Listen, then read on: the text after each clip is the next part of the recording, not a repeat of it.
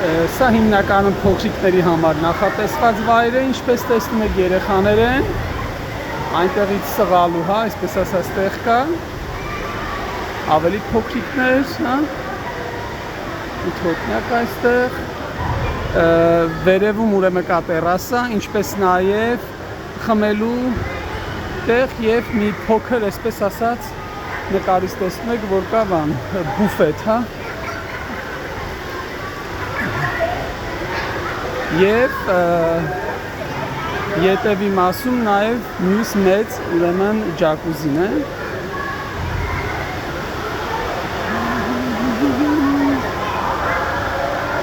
Ուրեմն շինությանը կից կա հյուրանոց, բավականին լավ է,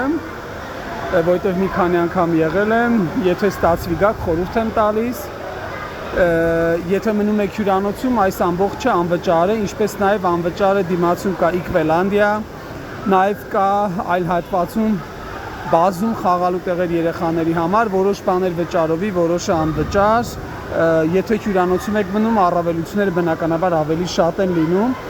հյուրանոցի ներսում կա նաև երբ գնում եք ճաշարան, փոքրիկ ուրեմն կենդանաբանական այգի,